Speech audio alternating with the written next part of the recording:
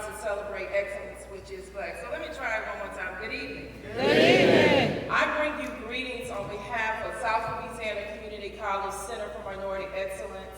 And my heart is full. I'm not going to be long. I'm not going to cry. Well, I have on these good lashes. I'm definitely not going to cry.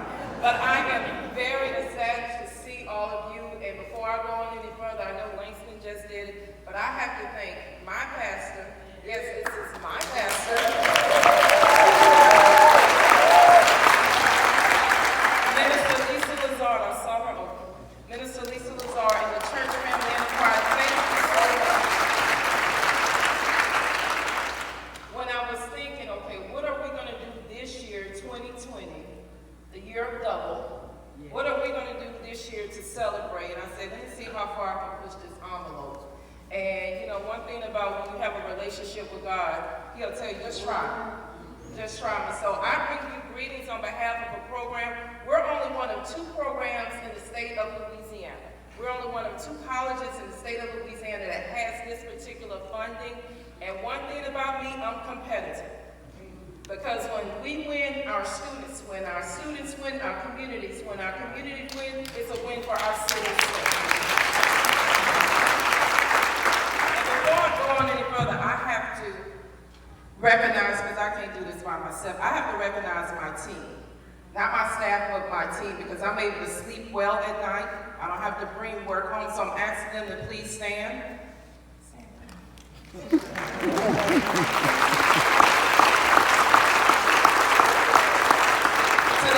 Are my 2 academic success coordinators, Ms. Kelita Johnson and Mr. Langston Faulk. I also have, and you'll be hearing from her shortly, Ms. Diamond Williams, one of my tutor mentors, Mr. Nelson Aguilar. He's actually a graduate of SLCC. Now he is at the University of Louisiana at Lafayette, and also one of our SLCC students, as well as CME program participant, Ms. Brittney Gordon. And Darion Jackson is part of the Academic Success Center, and he's also one of our former program participants who graduate, because our thing is, whatever you start, we want you to finish. So please give my team a round of applause. Next, I would like to call up to the mic Ms. Diamond Williams, and she's going to tell you who we are as the Center for Minority Excellence.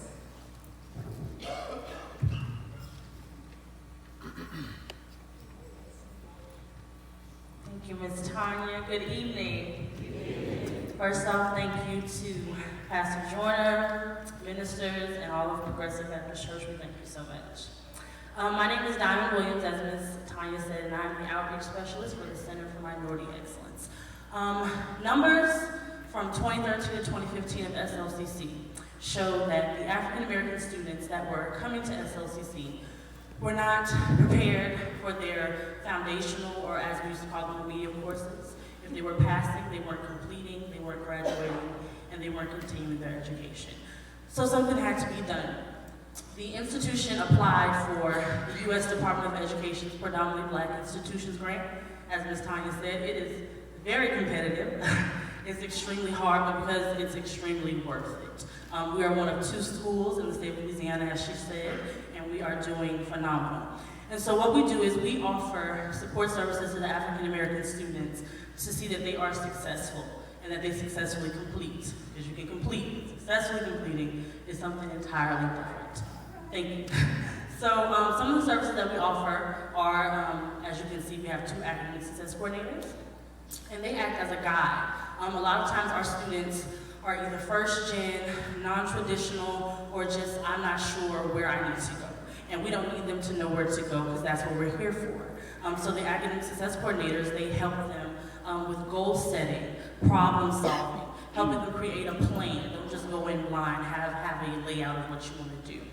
We also offer them free tutoring in English and math, as well as their sciences.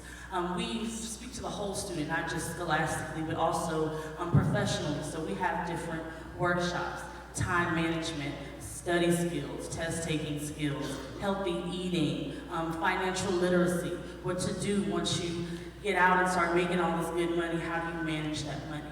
They also have a full state-of-the-art center that they can come into that consists of computer lab, private study rooms. We also want to encourage them to pursue past SLCC. Most of them don't even think about college or think about a traditional college being a part of the plan, but we inspire them, we try to challenge them to think beyond what they currently have, and we do that by taking them on college tours. We have been all over the state, outside of the state, actually. In about 48 hours, we'll be on an 18-hour ride to Washington, D.C., to Howard University. Thank you. Please, y'all, pray for us. It's going to be a challenge, but we are very excited. We want to expose them to different things just to challenge their mindset. Our participants do not pay anything for any of our services. We just need them to be, number one, African American. Number two, we need them to be SLCC students, and we just need them to be interested in improving their educational outcomes. Once again, they don't have to have the answer. We'll help guide them to where they want to be. So what you all are about to see is one of our participants, Ms. Nico Biane Williams. Her journey was captured, and she's going to hear her talk about her past, her present, and what her goals are for the future. Lastly, I want to let you guys know that when students come in, they come in as students, but once they're there, they become our family. So I hope you enjoyed this, very inspirational. Lastly, one service that we recently started is Ms. Tonya realized that our students were hungry. And we found out that if they're hungry, then they cannot learn, they cannot function like they need to be. So what started as staff bringing in a few things, a lot of our champions from the community realizing that we were bringing in things to try to meet the needs of our students, and from there it just exploded. So up here at the CME table, whenever the program is over, we have some literature for you to see about our program, but we also have flyers for our student food shelf. Donations, of course, are accepted. We also have boxes up here. If any of you brought anything tonight, you can definitely leave those in those boxes. But if you would like to pass the word, or you would like to know what we need, at this table up here, we have a flyer that lists all of those things. So if you are ready, here is Ms. Nico Biane Williams. And she's actually up here in the front if you guys want to come and meet her afterwards. Thank you. My name is Nico Biane Williams, and I am a student at SLCC. I chose SLCC because it's a smaller college. I was a little intimidated by the 4-year university, and I really wanted to focus on my studies.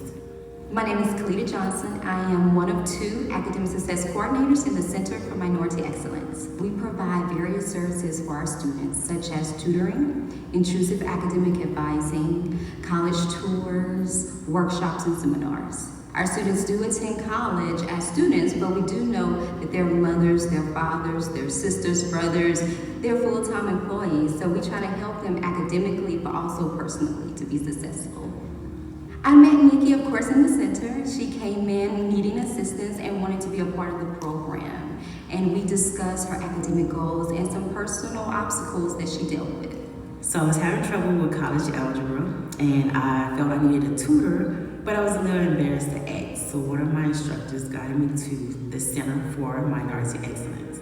Nikki was dealing with a lot of personal issues that caused her to be distracted in class as well as just in her life period, and she needed guidance. And so myself and also our program manager, Ms. Tonya Bolden-Ball, assisted her with getting the assistance she needed.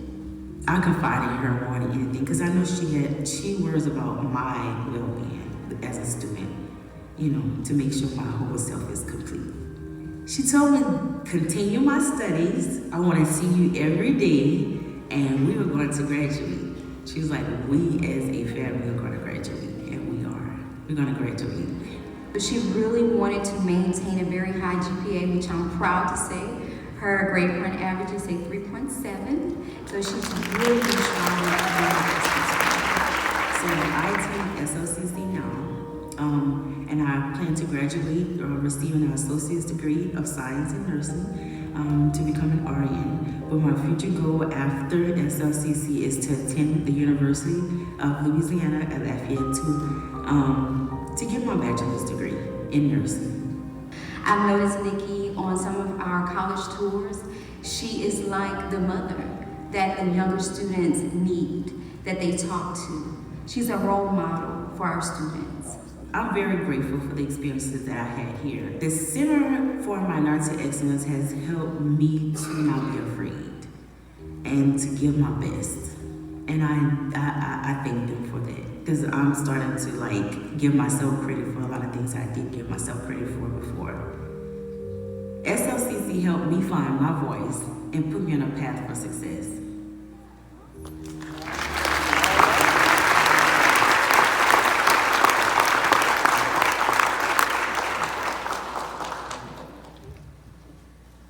We wanted you all to see, because it's one thing to talk about.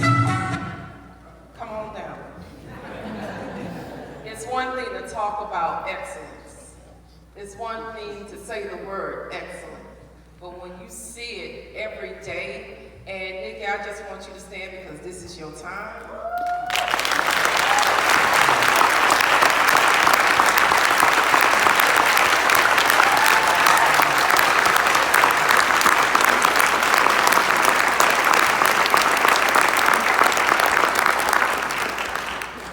If we had enough time, and we don't, her story, many of us would have quit from day one. That's how her story was struggle. But she allowed struggle to become her perseverance, which cultivated her character, and her character has hope. So Nikki, we just want to thank you on behalf of us. I'm gonna stop because I'm really about to start crying. And this lady's sniffling on the side of me. But we just wanted all of you to see, and she's one of many. So many of you all on social media, so if you're gonna tweet something, tweet that. Post that.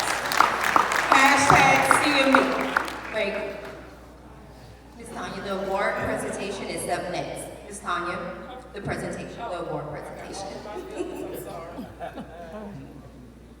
Yeah, so as it's been stated several times, we're only one of 2 programs in the state. And I took over this program in May 2017, and let me just be frank.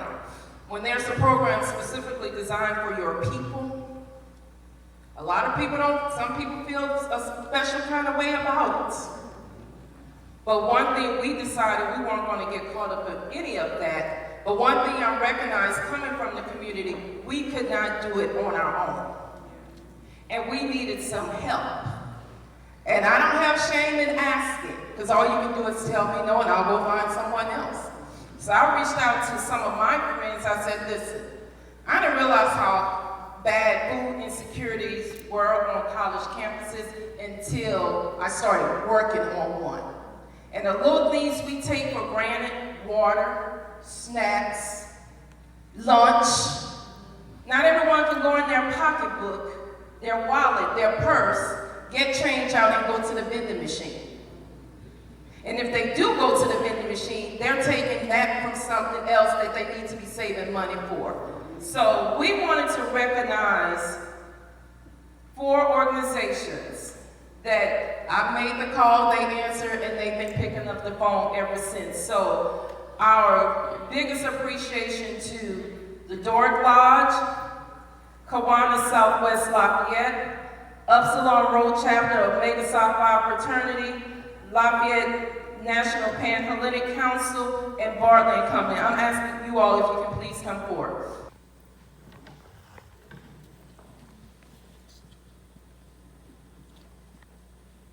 God is a poet. In the beginning was the Word, and the Word was good. And since the Word can only be spoken, I believe it's only right that I should let you all in on a little secret. That God is a poet. And his first line started out like, let there be. Sending forth a verbal inscription, detailed description in Genesis that this world's Genesis came from. Divine poetry. Having yet to create an audience in this lonely galaxy, he snapped for his goddamn self. His applause mimicking thunder. Boom! Boom!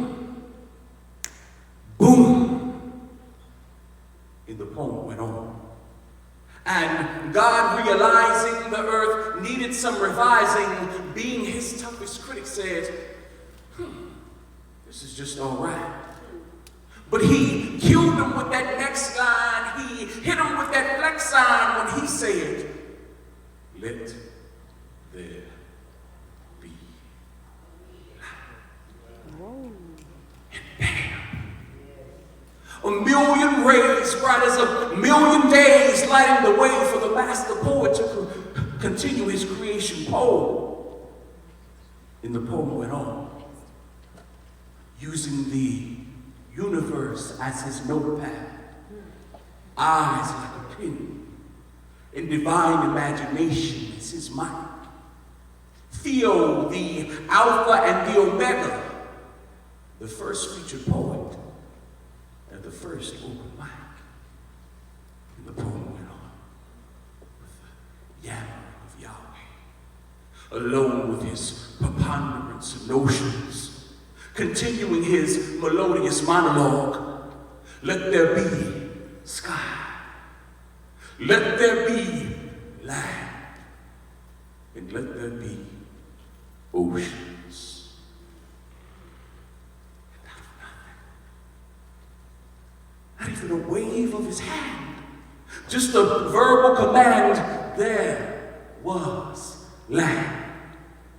As far as the eye can see, and water deeper than you or me or any fish can swim, marveling at the marbling of his new created piece.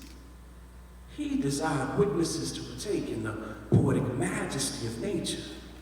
Therefore, he created beasts. And the poem went on. Let there be fish in the sea. Let there be animals on land. He then poetically spit each bird into the sky, phonetically forging this world with words, no hammer and nails, just nouns and verbs and predicated predicates pouring forth from his mouth. And the poem went on. Let there be marsupials and mammals. Let there be prey and predators, plant life and insects, volcanoes and mountains, revising rough drafts of his favorite bodies of water with waterfalls and fountains. Until finally, his creation poem was nearly finished. But do you think I would be performing this piece in this place if there was nobody in it? Exactly. God had created everything, flesh, nature, and spirit. And as he sat and marveled at the poem he just spat, he thought, I spoke into existence this marvelous poem, and yet I didn't create anyone to hear it. Creation came from my words, and my words from my breath. I will create another poet to pick up the piece where I've left. So he continued his work, exchanged ink for dirt, and created hands equipped with fingers so we possess the ability to grasp a pen. Memory so we may recite it again, tongue so we can spit, ears so we can hear it, discernment to know just when to say it, and internal radio DJ'd by the Holy Spirit. He handcrafted for us the heart of an artist so we can feel real poetry when we hear it. Paired with a sound mind so similes and metaphors could be created and understood, and finished us off with a verbal tattoo which reads, "This is good." So when I picked up the pen to pick up where he finished, you shouldn't have to ask why I became a poet. Because I was created in my Father's image.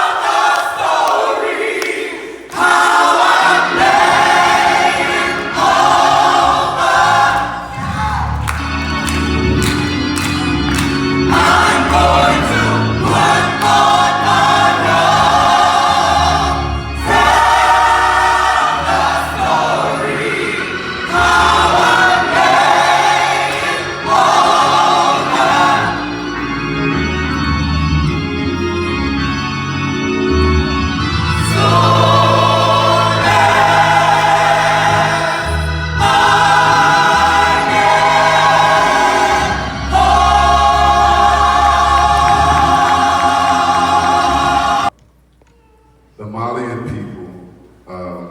You know, you have to know the history of the djembe drum. It has an 800-year history. It's so diverse that, you know, when you listen to different genres of music, you know, like jazz and R&B, and, you know, we got the choir back here, but we know we listen to that music every now and then.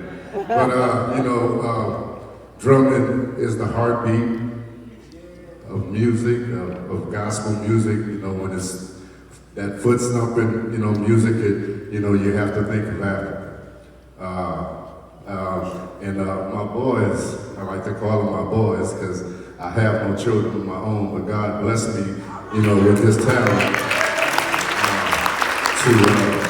to be able to articulate how I feel in a positive way. And, you know, one of the things that I stress to them is that if I can, you know, teach you these intricate patterns that we learn on the drum, then I know you can sit in the classroom and receive instruction and make something of yourself. You know, like I alluded to earlier, you know, it just took some simple words from Pastor Joyner, you know, just telling me, you know, to keep pressing. And then I was fortunate enough to be blessed with Tonya Bolden-Ball, who I call the Harriet Tubman of South Louisiana Community College, because she will never let you give up, you know. And Miss Kelita Johnson, I was having trouble with math too.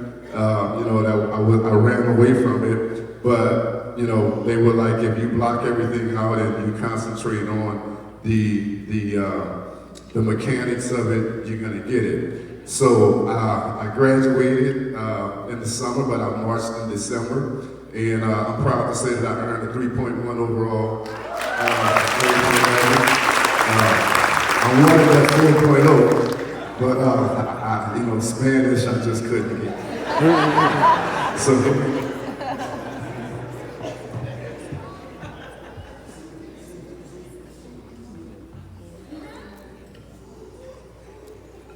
I started off at 3 years old.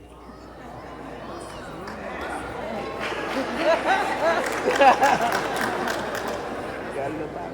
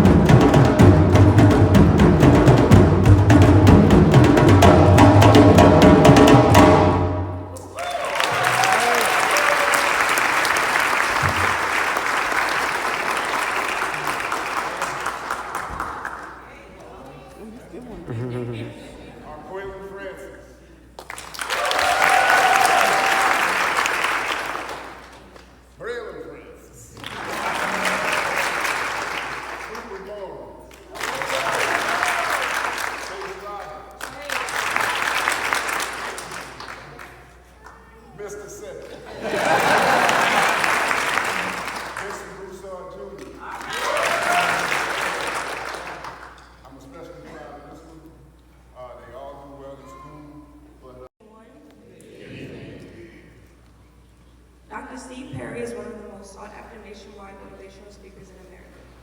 Widely respected by grassroots community members and internationally renowned leaders as an educator, social worker, and public speaker. His charismatic and compelling voice is an inspiration. He is the educator of Winfrey, Sean P. Diddy Combs, Bishop T.D. Jason, Steve Harvey called on to offer insights to parents and children. Dr. Steve Perry opened his third school, helped Steve Harvey write his new book, Jump, and has spoken in over 79 communities. And completed his 6th book, Transparency, in the beginning of 2018. His impact is profound, varied, and showing no signs of slowing down. The word most often to describe Dr. Steve Perry as one of the most best motivational speakers in America is passionate. His authenticity is welcome to any addition and discussion rooted in improving children's lives and the community. His skills are hard fought and have been bestowed from his rough childhood all the way up through his graduation from an Ivy League school.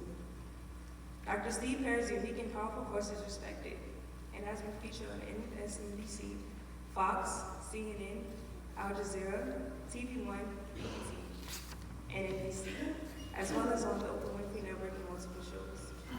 Dr. Steve Perry is the voice of a generation, a people's champion who has been fighting for disadvantaged children and families for 30 years. Passionate and surprisingly funny, Dr. Steve Perry is a man worth listening to. Ladies and gentlemen, I present to you the speaker of the evening, Dr. Steve Perry.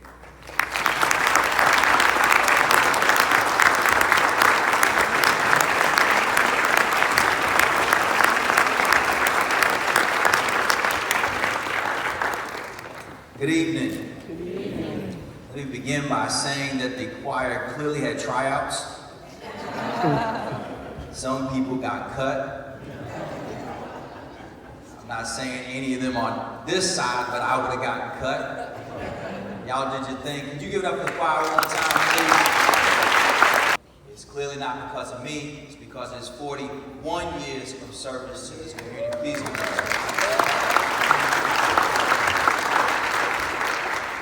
On the ride over here, Miss Tonya said, "Did I tell you my name?" I was like, "I think so." You know, she said it with such vigor that I thought I didn't know her name. I was like, yeah? Thanks so much, Miss Tonya, for all that you've done for our community and for bringing me here today. Thank you to Ms. Johnson for keeping the bun going in the video and in person. We appreciate you. Pull it tight all the way back. Got some Advil for you.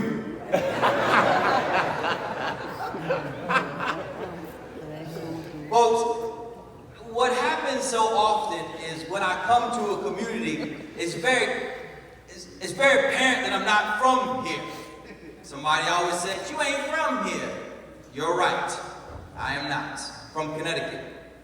And there's a big difference between the North and the South. Many of them you know about, some you don't. Like, y'all don't really have portion control.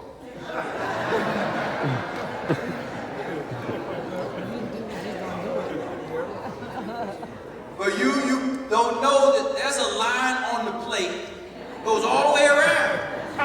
You ain't supposed to go outside the line. And there's a height requirement. I gotta fast days before I come down here. Lunch is not supposed to include a baked potato. That is not lunch. That's Thanksgiving dinner. What in the world is a king cake, anyway?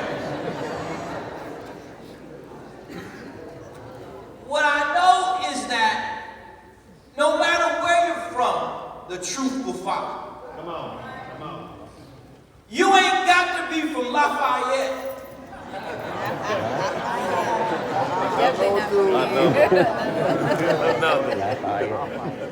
To know that our people are in some trouble. You ain't got to be in a shotgun house to understand that in our house there's a cracked foundation. I ain't got all the time this evening, but I'm here to talk to you as a member of our community. if we can't come together, let us at least coordinate. Let us at least find a way to understand what it is that we all have in common that we cannot seem to figure out, no matter where we are in these United States. What is our problem, brothers and sisters? How many more people need to preach us and teach to us? How many more songs need to be sung? How many more marches need to be had going nowhere? Yes.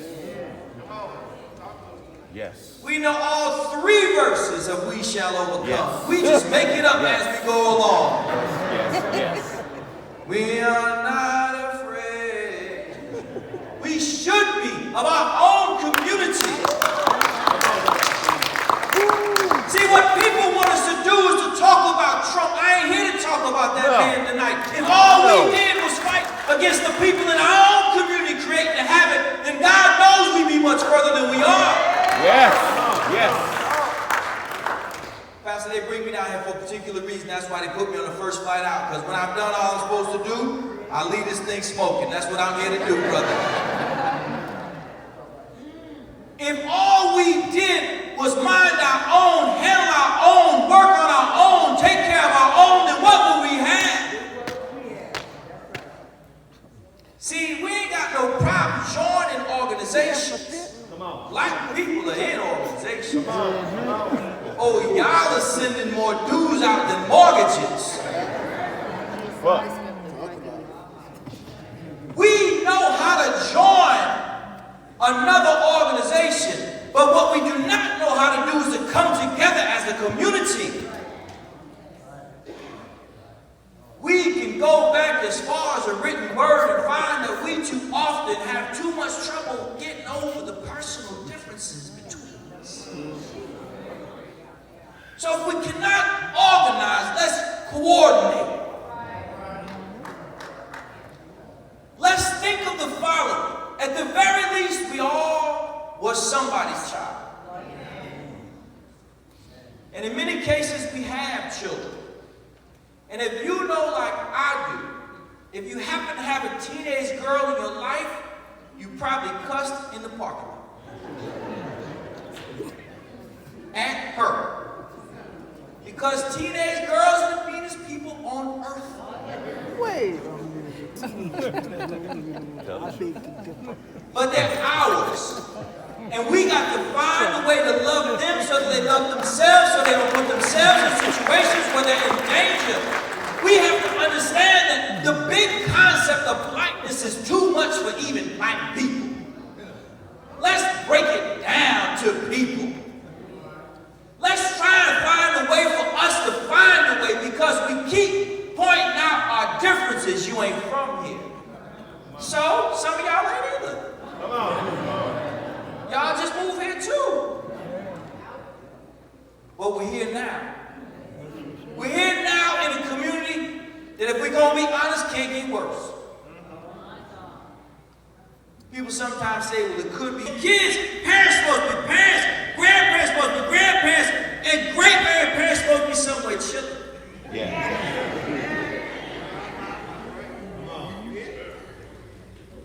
But we can't get the concept of a people down. We can't get it down, and we have to organize to make it better. So if we just coordinate, if we could just agree on some things, that each one of us in our own house is going to at least take care of our business.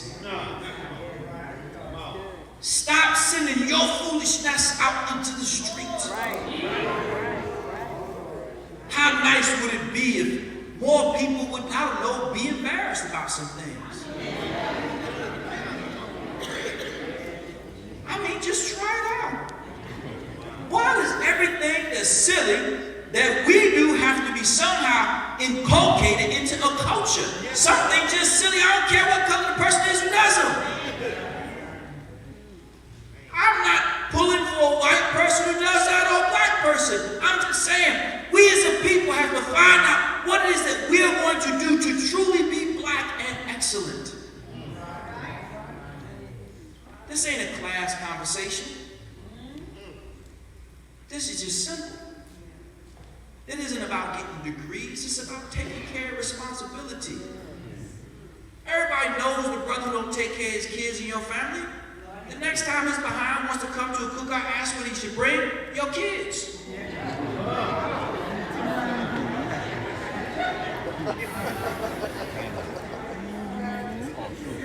Well, y'all thought you brought. Who do you think you brought today? I You knew you should have told me that guy YouTube or nothing out here. You know he was going to borrow whatever he brought anyway. Folks, if we don't hold each other accountable, then that's not love.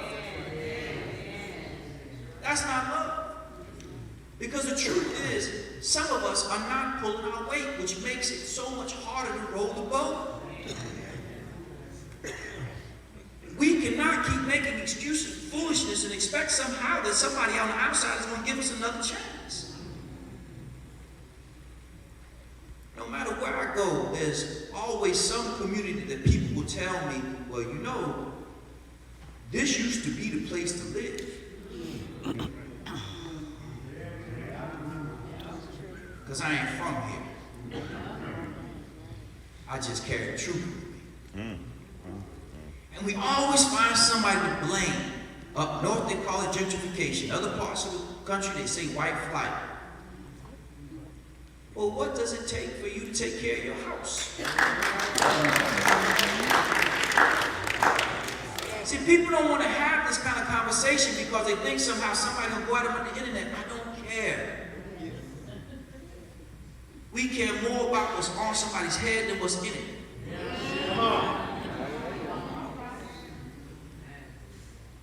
It's because we, the people who know better, ain't doing better.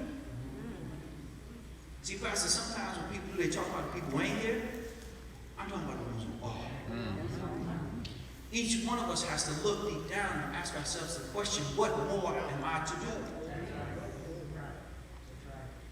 Because we know there's more to be done if we ain't done yet. We know we have more responsibilities if the responsibility is not taken care of.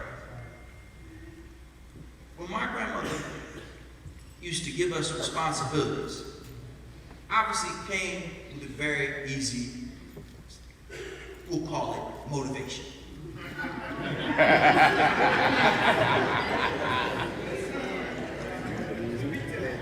There was a bush. Oh, y'all got the same grandma. But I ain't from here.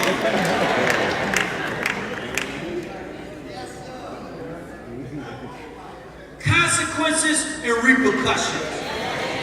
You learn it early on. We cannot keep excusing foolishness and expect that people gonna learn to stop being foolish. Fire is hot, water is wet, and silly is silly. Our community is at a breaking point.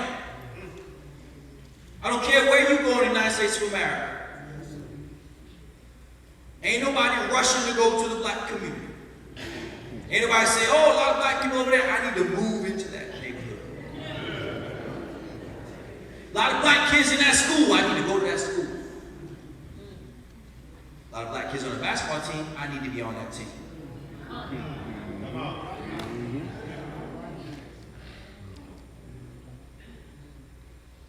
We can be good at things when we want to. When did we decide that it was right to be good at science? Must be because we ain't rushing to it.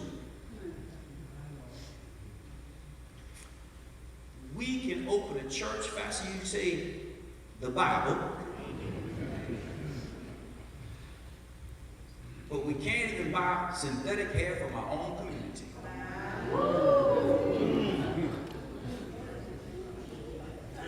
Oh, it's game time.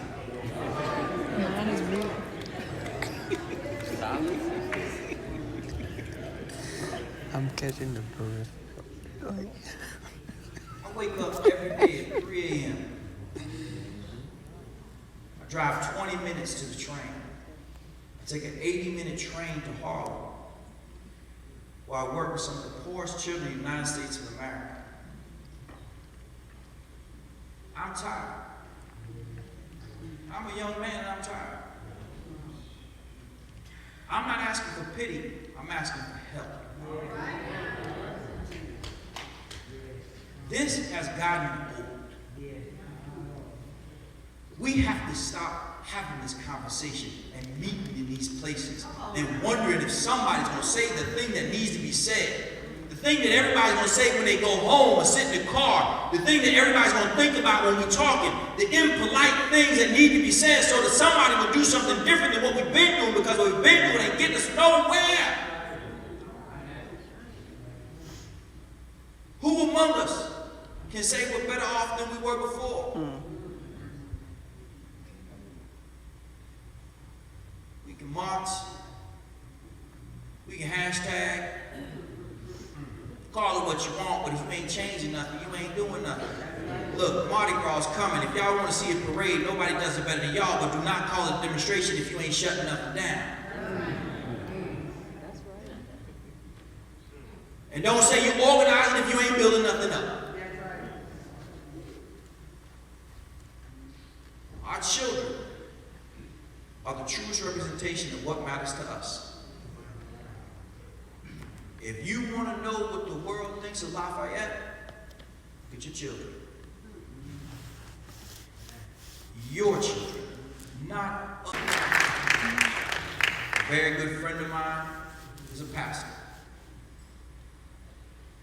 Years ago, his 13-year-old daughter became pregnant while he preached. Do not dare judge other people's children.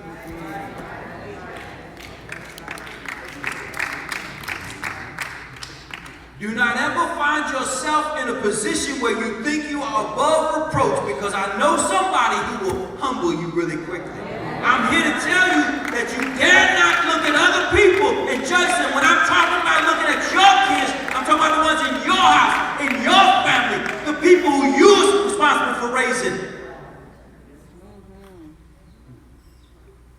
If all we did was start at home, if all we did was start at home, how much further would we be? We're making it too hard. It's not this complicated. We as a people have been promised a promised land by many who stood in positions such as these. But what those folks left out was the only way we get to the promised land is if we work for it.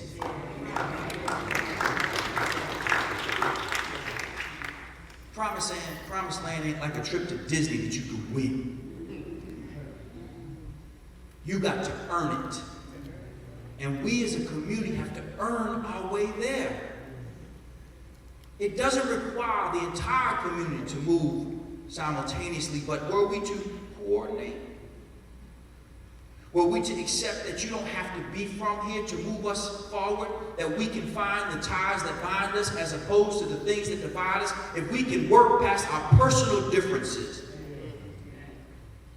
just long enough to see what we see. See, because you will find what you're looking for. If you're looking for the negative in your brother or sister, I promise you, you will find it. If you're looking for what they ain't about, if you're looking for a way to separate yourself from them, then you will find it. But if you're looking for something inside them to pull you closer to them, if you're looking for a way to create a community, then you will find it. The question is, do you want it bad enough?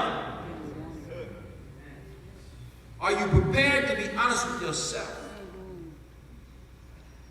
That we're here for many reasons.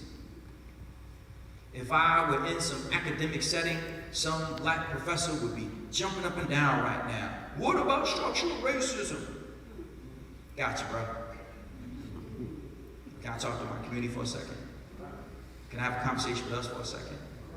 Ain't nobody here gonna tell you that the justice system is on your side. I ain't gonna tell you that the schools are on your side. I ain't gonna tell you the government's on your side. I'm gonna tell you it's all against you. Okay, got it. Can I get that now? Can we get back to us? Because after we get past all that, it comes back to us. It comes back to mothers and fathers, aunties and uncles, brothers and cousins and them. You know who and them are. They're the ones who come to the house with the plate already in the tin foil.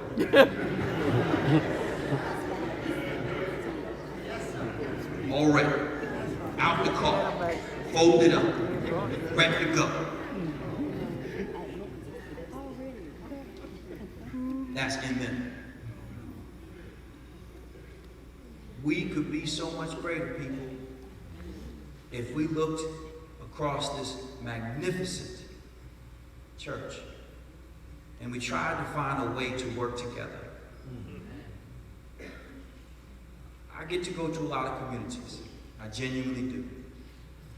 I meet many men and women of God.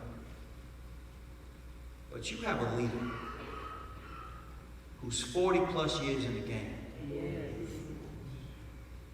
If y'all can't rally behind this brother, then what are we going to do with the rest of the country?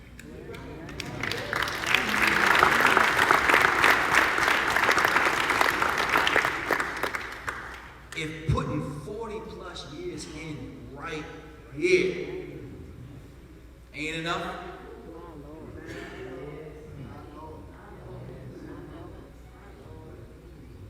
y'all a hard crowd to please. You and your king cakes.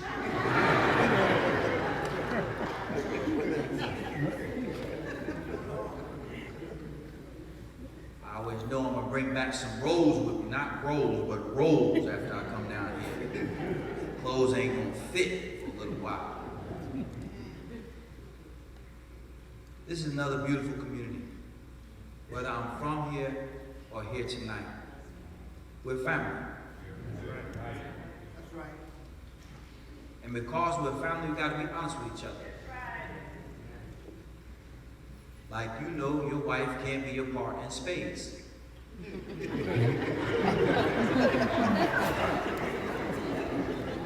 trying to keep y'all together.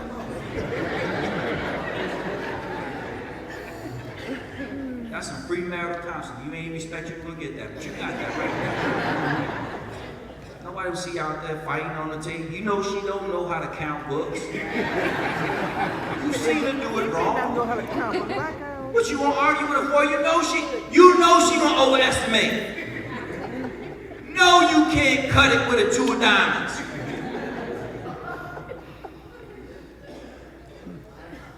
We're family.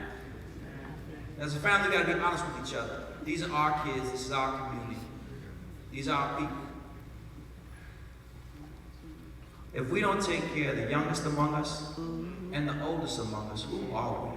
Come on. If people who put their time in can't sit back and relax because the ones coming behind them ain't trustworthy. Well.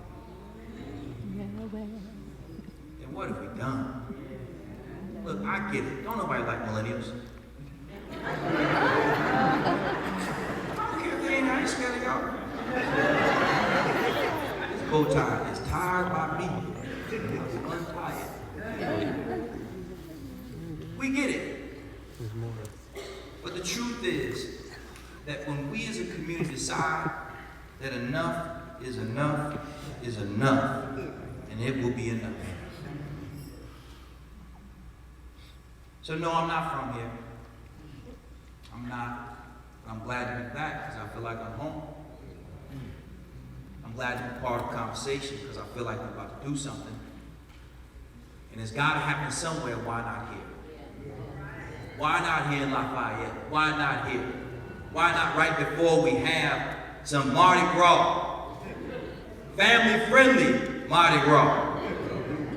Why not here? Why not tonight? What are we waiting for? How many more invitations do you need? How many more children do you need to lose? How much more hope do you need to bleed out? How many more times do you have to wonder aloud? How much longer is it going to be? How many more days do we have to go hoping that somebody else will come into our community and fix what we can only fix?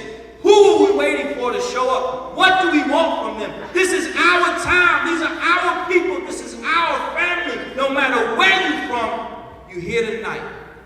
Make the decision to make the change. I appreciate y'all, brothers and sisters. Thank you.